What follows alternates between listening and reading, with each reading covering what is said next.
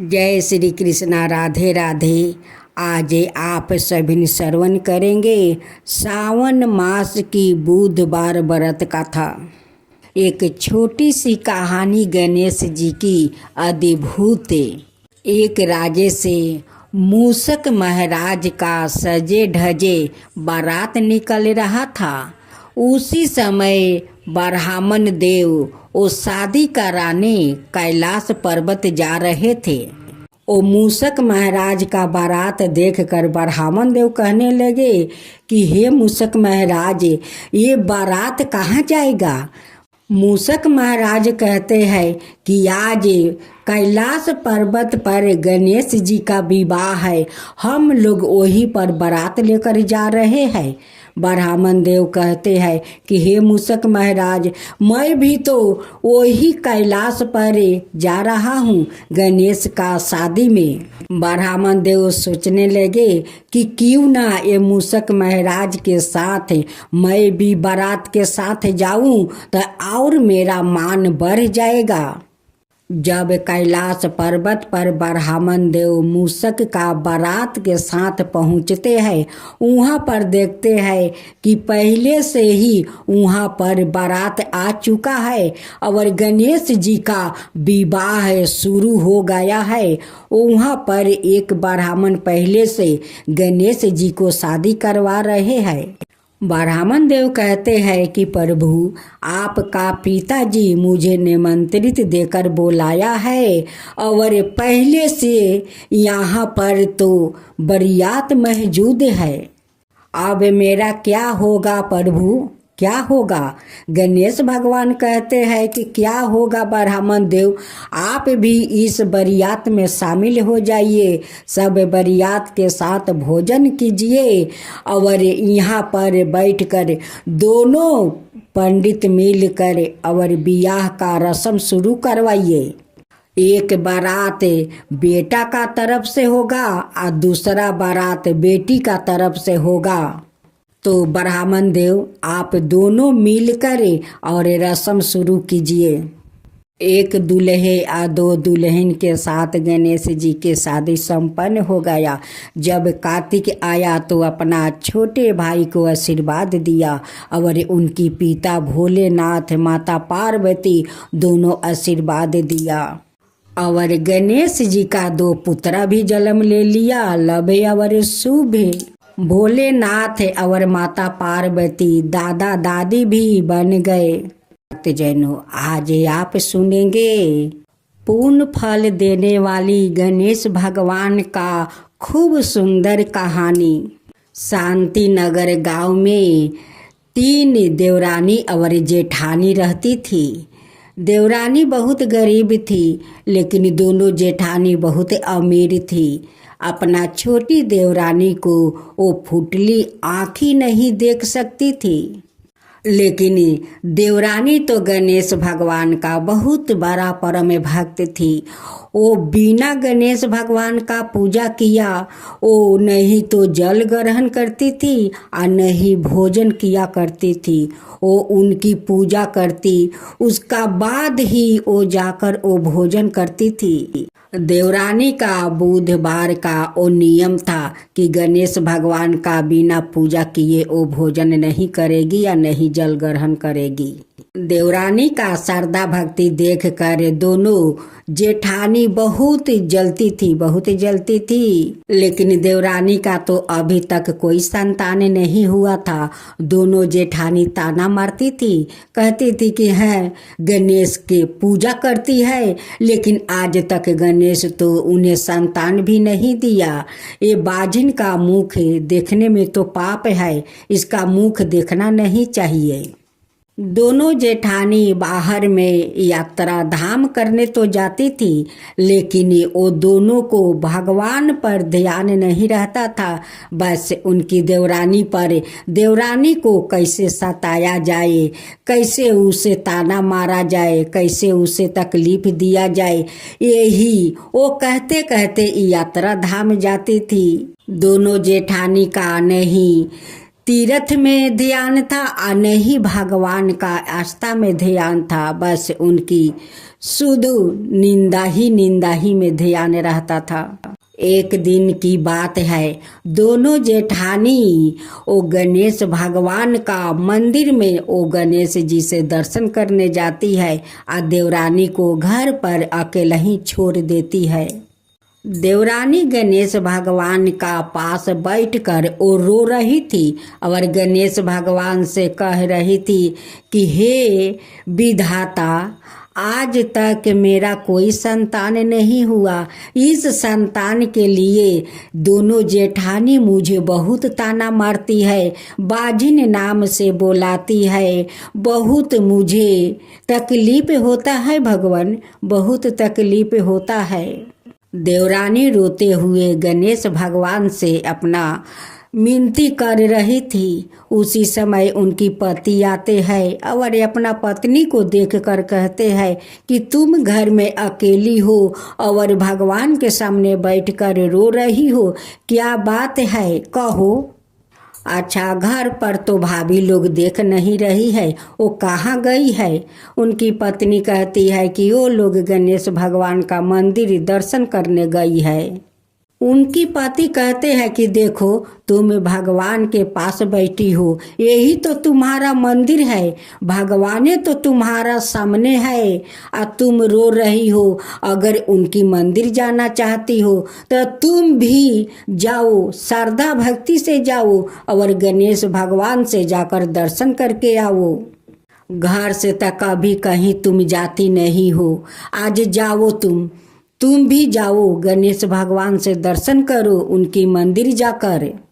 छोटी देवरानी अपना पति के कहे अनुसार एक थाला में फूल मोदक सब कुछ सजा लेती है और चल पड़ती है गणेश का मंदिर। वो जाते जाते रास्ते में बहुत धूप था। एक गाछ था, उस गाछ के पास एक बूढ़ा बाबा बैठे थे। छोटी बहू उस बाबा के पास जाती है और कहती है कि बाबा, आप धूप में क्यों बैठे हैं, आप छाया में बैठिए। बाबा कहते हैं कि बेटी, मैं उठ नहीं सकती, मैं बहुत कमज़ोर हूँ, उसलिए देखो इस धूप में पड़ी रही हूँ। बहुत लोग आते जाते हैं लेकिन मुझे छूता तक नहीं है कि ये बूढ़ा का शरीर से कितना बदबू निकलता है। और तुम बेटी मेरे पास आकर और मेरे शरीर का धूल झाड़ रही हो। छोटी बहू कहती है कि बाबा, आप जैसे मनुष्य को सेवा करने में मुझे बहुत अच्छा लगता है, मुझे बहुत आनंद मिलता है। बाबा कहते हैं कि बेटी, तुम्हारा तो मन बहुत पुलिसकार है, गंगा जैसे वो पुलिसकार है बेटी। तुम बहुत भोली भाली हो बेटी, तुम बहुत सीधा सादी हो बेटी, तुम्हारा मन में कोई कपट नहीं है, तुम्हारा तो मन बहुत साफा है बेटी, साफा है। ओ ये बात सुनकर ओ छोटी बहू रोने लगती है। बाबा कहते हैं कि बेटी, आँख के आंसू पोछ मत रो, तू मत रो। अपना आँख के आंसू पोंछ लेती है और बाबा से कहती है कि बाबा, आप तो इस धूप में बैठे बैठे आपको शरीर भी गर्म हो गया है और आपका भूख भी लगा होगा, तो मैं पूजा करने गणेश जी का मंदिर में जा रही हूँ। इस प्रसाद को आप ग्रहण कर लीजिए, इस जल को पी लीजिए। बाबा कहते हैं कि बेटी, मुझे ये प्रसाद खिला देती हो, पानी पिला देती हो, तो मंदिर क्या लेकर जाओगी। और छोटी बहू कहती है कि बाबा, आप मेरे लिए गणेश भगवान है, आपको ही इस प्रसाद को ग्रहण कराऊंगी, पानी पियाऊंगी तो समझ जाऊंगी कि मैं गणेश भगवान को पूजा कर लिया है। मैं अपना गणेश भगवान को ये मोदक का भोग लगा चुकी हूँ, पानी पिया चुकी हूँ। बाबा, मैं यही समझूंगी, आप इस प्रसाद को ग्रहण कीजिए बाबा। ग्रहण कीजिए। बाबा खुशी खुशी उस मोदक को खाते हैं, पानी पीते हैं। वही तो साक्षात गणेश भगवान थे जो उस मंदिर से आकर उस गाछ के पास वो धूल माटी में लेटे हुए थे। दोनों जेठानी गणेश भगवान का मंदिर में जाती है दर्शन करने। देखती है कि दो मूषक गणेश भगवान का पूजा कर रहे थे। दोनों जेठानी जाकर गणेश भगवान का मंदिर का चौखट पर माथा टेकती है।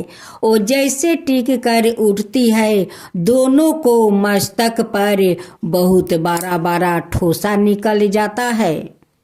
आप लोग जानते हैं कि दोनों जेठानी का सिर पर क्यों ठोसा फोड़ा निकला?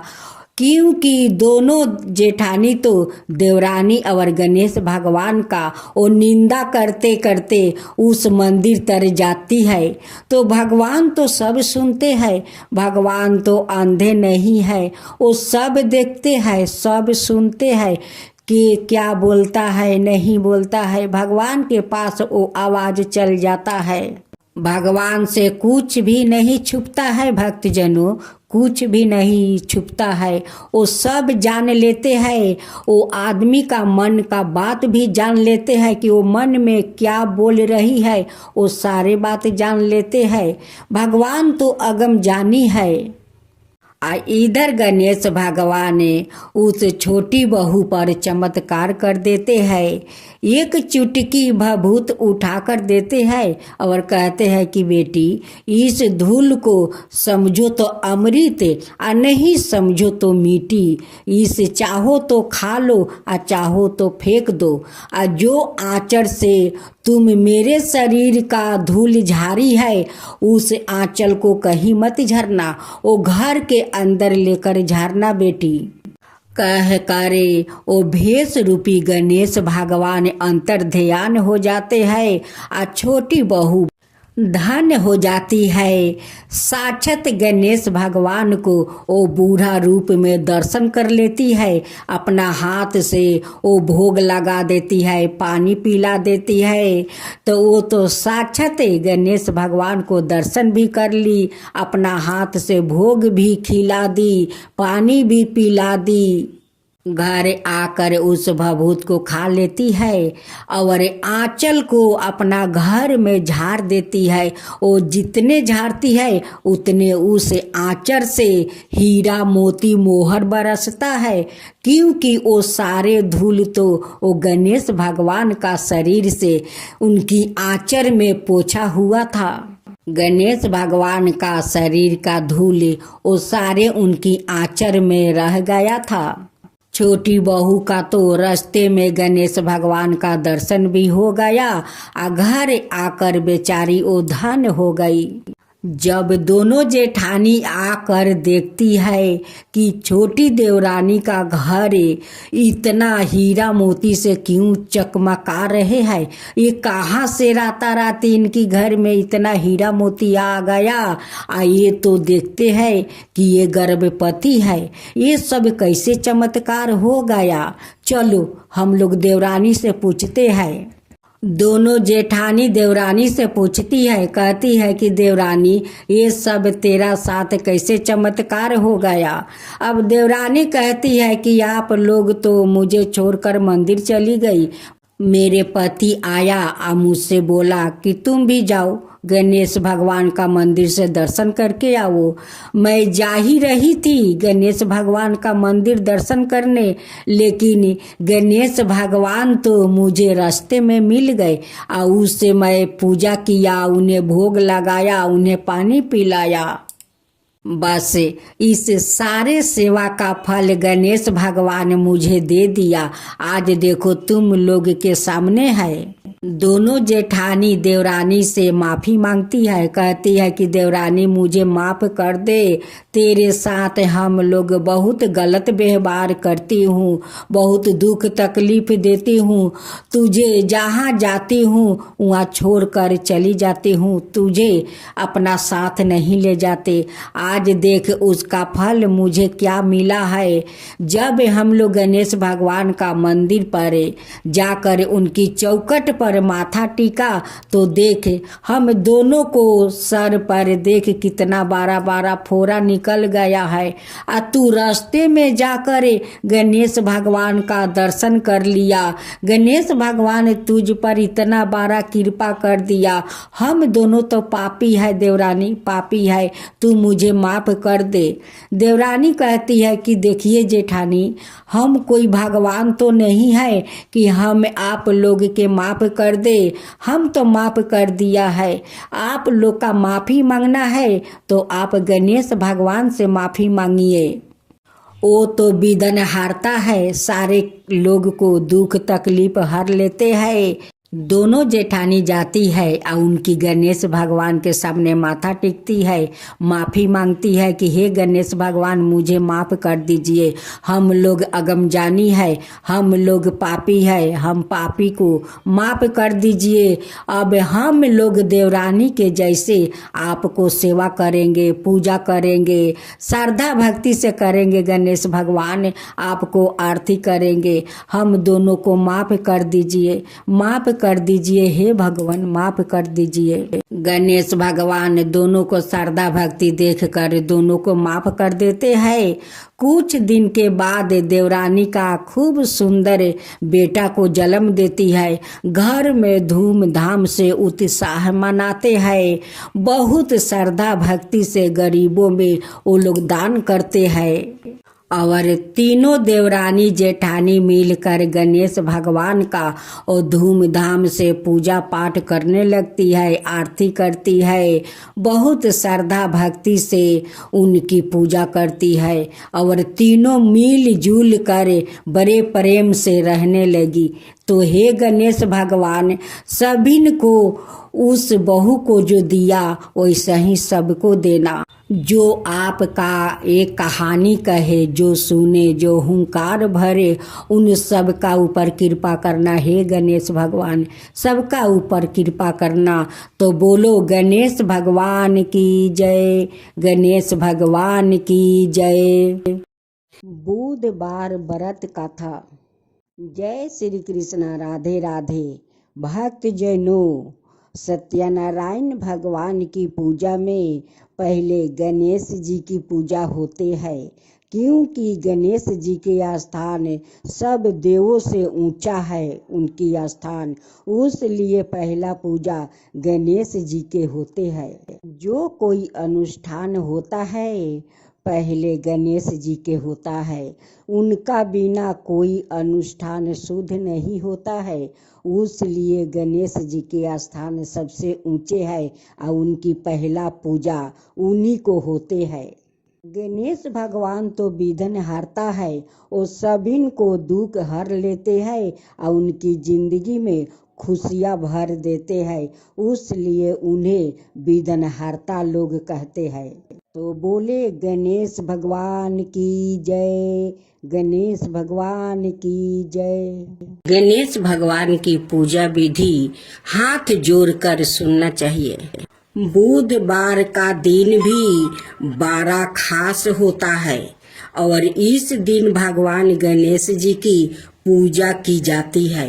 गणेश जी में आस्था रखने वाले लोग इस दिन बड़ी ही श्रद्धा के साथ उनकी पूजा अर्चना और व्रत भी करते हैं। बुधवार व्रत का महत्व।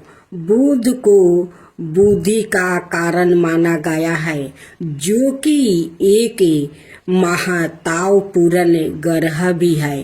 अगर किसी की कुंडली में बाधा खराब हो तो उसके जीवन में कभी भी तरक्की नहीं होती है, साथ ही उसे कभी भी कामयाबी नहीं मिलती है। बुध को व्यापार और बहन बेटी का कारक भी माना जाता है। इस दिन भगवान गणेश का दिन होता है, जो कि वृद्धि के देवता माने जाते हैं, जो अपने भक्तों के सभी विघ्न बाधाओं को हरण कर लेते हैं, इसलिए उन्हें विघ्नहर्ता भी कहा जाता है। अगर कोई इनका सच्चे मन से पूजन करे तो उनको जीवन में धन और सुख समृद्धि की कभी कमी नहीं रहती। इस व्रत को करने से आपके अन्न के भंडार कभी खाली नहीं होते। भगवान गणेश जी ने विघ्नहर्ता भी कहा जाता है। इनकी पूजा अर्चना करने से जीवन के सभी दुख दूर हो जाते हैं। इस दिन व्रत रखने का भी विधान है। अगर कोई इस दिन सच्चे मन से गणेश जी की आराधना करता है तो उसका जीवन में धन और सुख समृद्धि की कभी कमी नहीं रहती। यदि आपका कमाया हुआ धन व्यर्थ जा रहा है तो बुधवार का व्रत करें। अब बुधवार व्रत की विधि। गणेश जी की पूजा करने से पहले संकल्प ले, क्योंकि किसी भी पूजा को शुरू करने से पहले संकल्प लेना आवश्यक है। बुधवार के व्रत को 7, 21 या 45 बुधवार तक किया जाना चाहिए और इसकी शुरुआत महीने के शुक्ल पक्ष से ही उचित माना जाता है। बता दे कि किसी भी व्रत की शुरुआत पितृ पक्ष या कृष्णा पक्ष में नहीं करना चाहिए। बुधवार को सुबह स्नान ध्यान से निमृत होकर सबसे पहले तांबे के पात्र में भगवान गणेश जी का मूर्ति स्थापित करें। पूजा के लिए पूर्व दिशा की ओर मुख करना शुभ होता है। यदि पूर्व दिशा में मुख करना संभव ना हो तो आप उत्तर दिशा की ओर मुख करके भी पूजा की शुरुआत कर सकते हैं। आसन पर बैठकर भगवान गणेश जी की फूल, धूप, दीप, कपूर, चंदन से पूजा अर्चना करें। मानता है कि पूजा में दूब यानी दूब अर्पित करना शुभ होता है। इसके बाद गणेश जी को मोदक अर्पित करें और इसके बाद ओम गंग गणपतये नमः मंत्र का 108 बार जप करें। बुधवार का व्रत के नियम। बुधवार के व्रत में नमक खाने से परहेज करना चाहिए। साथ ही बुधवार के दिन गणेश जी को घी और गुड़ का भोग लगाए और इस भोग को गाय को खिलाए। मानता है कि बुधवार के व्रत में हरे रंग के वस्तु पहनना शुभ होता है। गणेश जी को हरा रंग अति प्रिय है, इसलिए बुधवार के दिन हरे रंग के कपड़े पहनना उचित रहता है। भक्तजनों, अब श्रवण करेंगे बुधवार की व्रत कथा। एक समय की बात है कि साहूकार अपनी पत्नी को लाने के लिए अपने ससुराल गया। कुछ दिन रहने के बाद उसने अपनी पत्नी के साथ अपने घर आने की सोची। दुर्भाग्य से उस दिन बुधवार का दिन था। लड़की के परिवार वालों ने कहा कि आज बुधवार का दिन है, जो कि किसी कार्य हेतु शुभ नहीं माना जाता है, इसलिए आज तुम मत जाओ। किंतु साहूकार ने किसी की एक नहीं बात मानी और अपनी पत्नी समेत अपने ससुराल से घर को प्रस्थान किया। रास्ते में साहूकार की पत्नी को प्यास लगी। उसने साहूकार से कहा। साहूकार ने कहा, तुम बैलगाड़ी में ही बैठो, मैं पानी लेकर आता हूँ।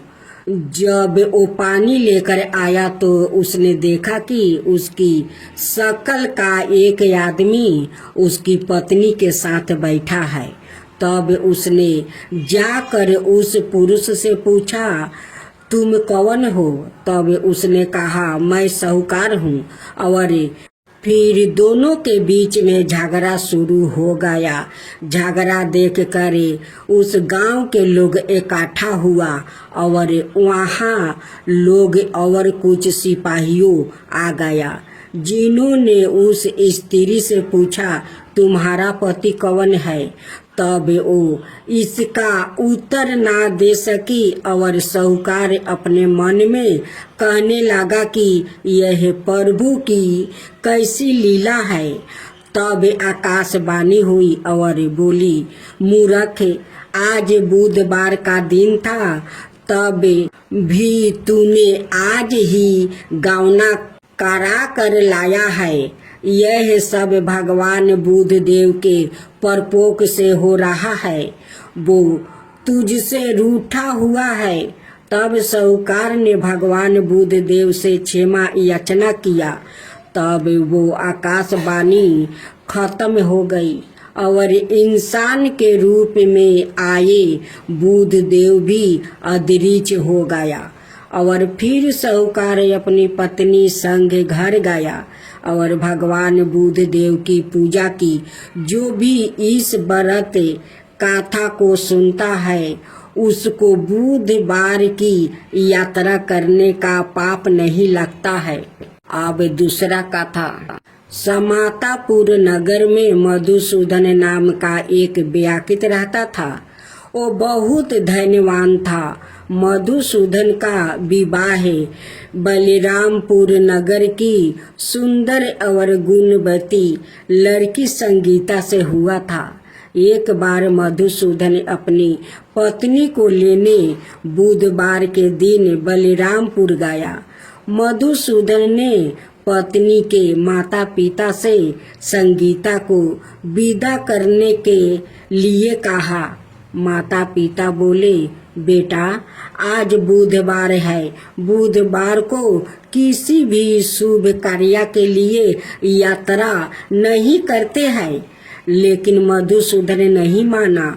उसने ऐसी शुभ अशुभ की बातों को नहीं मानते कि बात कहीं बहुत आग्रह करने पर संगीता के माता पिता ने बेबस होकर दोनों को विदा कर दिया। दोनों ने बैलगाड़ी से यात्रा आरंभ की। 2 कोस की यात्रा के बाद उसकी गाड़ी का एक पहिया टूट गया। वहां से दोनों ने पैदल ही यात्रा शुरू की। रास्ते में संगीता को प्यास लगी। मधुसूदन उसे एक पेड़ के नीचे बैठाकर जल लेने चला जाता है। थोड़ी देर बाद जब मधुसूदन कहीं से जल लेकर वापस आया तो वो बुरी तरह हैरान हो उठा, क्योंकि उनकी पत्नी के पास उसकी ही शकल सूरत का एक दूसरा व्यक्ति बैठा था। संगीता भी मधुसूदन को देखकर हैरान रह गई। वो दोनों में कोई अंतर नहीं कर पाई।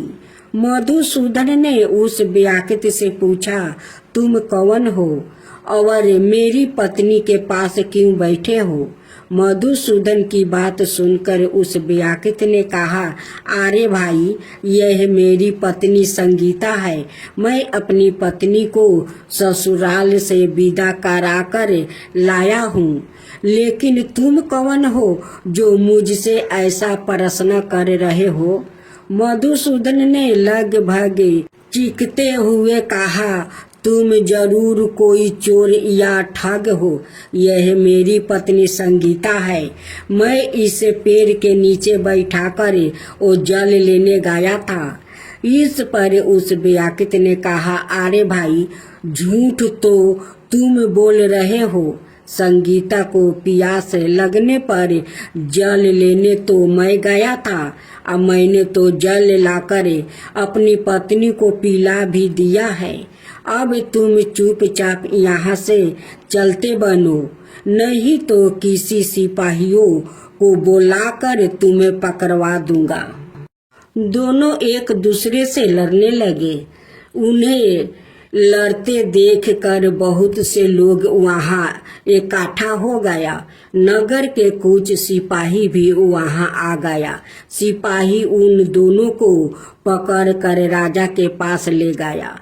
सारी कहानी सुनकर राजा भी कोई निर्णय नहीं कर पाया। संगीता भी उन दोनों में से अपने वास्तविक पति को नहीं पहचान पा रही थी। राजा ने दोनों को कारागार में डाल देने के लिए कहा। राजा के फैसले पर असली मधुसूदन भयभीत हो उठा। तभी आकाशवाणी हुई, मधुसूदन, तूने संगीता के माता पिता की बात नहीं मानी है और बुधवार के दिन अपने ससुराल से प्रस्थान किया है। यह सब भगवान बुद्ध देव के प्रकोप से हो रहा है। मधुसूदन ने भगवान बुद्ध देव से प्रार्थना की कि हे भगवान बुद्ध देव, मुझे क्षमा कर दीजिए। मुझसे बहुत बड़ी गलती हुई है। भविष्य में अब कभी बुधवार के दिन यात्रा नहीं करूंगा और सदाए बुधवार को आपका व्रत किया करूंगा। मधुसूदन के प्रार्थना करने से भगवान बुद्ध देव ने उसे क्षमा कर दिया। तभी दूसरा व्याकुल राजा के सामने से गायब हो गया। राजा और दूसरे लोग इस चमत्कार को देखकर हैरान रह गया। भगवान बुद्ध देव की इस अनुकंपा से राजा ने मधुसूदन और उसकी पत्नी को सम्मान पूर्वक विदा किया। कुछ दूर चलने पर रास्ते में उन्हें बैलगाड़ी मिल गई। बैलगाड़ी का टूटा हुआ पहिया भी जोड़ा हुआ था। दोनों उसमें बैठकर समातापुर की ओर चल दिया। मधुसूदन और उसकी पत्नी संगीता दोनों बुधवार को व्रत करते हुए आनंद पूर्वक जीवन यापन करने लगा। भगवान बुद्ध देव की अनुकंपा से उनके घर में धन संपत्ति की वर्षा होने लगी। जल्दी ही उनके जीवन में खुशियां ही खुशियां भर गया। बुधवार का व्रत करने से स्त्री पुरुष के जीवन में सभी मंगल कामनाएं पूरी होती है और व्रत करने वाले को बुधवार के दिन किसी आवश्यक काम से यात्रा करने पर कोई कष्ट भी नहीं होता है। गणेश जी की आरती। जय गणेश जय गणेश जय गणेश देवा, माता जाकी पार्वती पिता महादेवा। एक दंत दयावंती चार भुजधारी, माथे से दूर सोए मूस की सवारी। पान चढ़े फूल चढ़े और चढ़े मेवा, लड्डुअन का भोग लगे संत करे सेवा। जय गणेश जय गणेश जय गणेश देवा, माता जाकी पार्वती पिता महादेवा। अंधन को आँख देती कोढ़ियन को काया, अंधन को आँख देती कोढ़ियन को काया। बाजिन को पुत्र देती निर्धन को माया, सूर्य शाम शरण आए सफल की जो सेवा। सूर्य शाम शरण आए सफल की जो सेवा। जय गणेश जय गणेश जय गणेश देवा, माता जाकी पार्वती पिता महादेवा।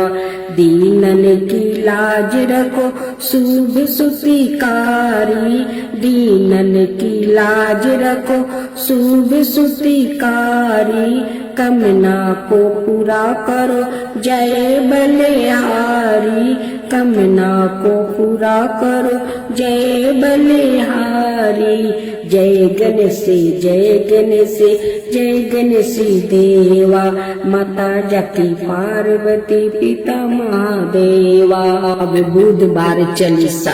जय गणपति सर्वगुण साधन कवि बर बदन कृपाल विधन हारन मंगल कारण। जय जय गिरजा लाले। जय जय जय गणपति राजू मंगल भरण कारण सुज काजू। जय गजबदन सदन सुखदाता बीस विनायक बुद्धि विधाता। बरक सुंढी सूची सुंढी सुवन तिलक तिरिपुंड भाल मन भावन। राजित मानी मुक्तन उर्माला सौरन मटुक सिरी नयन विशाला। मस्तक पानी कुठार त्रिशूल मोदक भोग सुगंधित फल। सुंदर पीताम्बर तन सजिते चरण पटुका मुनि मन राजते। धानी शिव सुवन संडन भारता गौरी लालन विश्व विधाता। रिधि सीधी तव चावर डोलावे मूसक वाहन सोहते तारे। कहो जन्म शुभ गाथा तुम्हारी अति सूची पवन मंगलकारी। एक समय गिरिराज कुमारी पुत्रा हेतु तप किन्हा भारी। भयो जब जब पूरन अनुपा तब पहुँचो तुम्हें धारी। धीर्ज रूपा अतिथि जानी कहो गौरी सुखारी। बहु विधि सेवा करी तुम्हारी अति प्रसन्न है तुम बर दिनहा। मातु पुत्रा हित जो तप किन्हा। मिलही पुत्रा तुम्ही बुद्धि विशाला बिना गर्भ धारण किए काला। गणनायक गुण ज्ञान निर्धाना पूजित प्रथम रूप भगवाना। अस कहीं अंतर ध्यान रूप है पालना पर बालक सवा रूप है। बनी शिशु रुदन जबही तुम ठाना लखी मुख सुख नाही गौरी समाना। सकल मगन सुख मंगल गवाही नबते सूरन सुमन। शंभु उमा बहु दान लुटवाही सुर मुनि जन सुते देखन आवही। लखी अति आनंद मंगल साजा देखन भी आए सनी राजा। निज अवगुण गुनी सनी मन माही बालक देखन चाहता नाही। गिरजा कुछ मन भेद बढ़ावे उत्साह मोरना सनी तुम्हें भावे। कहन लगे सनी मन सुख चाही का करियो शिशु मोहि देखाई। नाही विश्वास उमा कर भाऊ सनी सो बालक देखने कहू। परतही सनी दृष्टि कोने प्रकाशा बालक सिरी उड़ गयो आकाशे।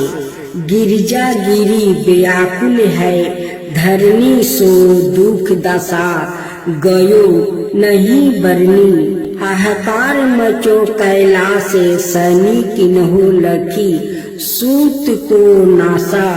तुरत गरुड़ चढ़ी विष्णु सीधारे काटी चक्रा सो गज सिर लाया।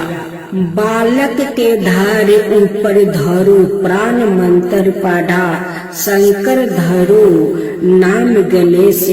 शुभ तब किन्हे प्रथम पूजिया बुद्धि विधि बर दिनहे। बुद्धि परीक्षण जब शिव किन्हा पृथ्वी की परीक्षण लिन्हा। चले संदन भरमी भुलाई रची बैठे तुम बुद्धि उपाई।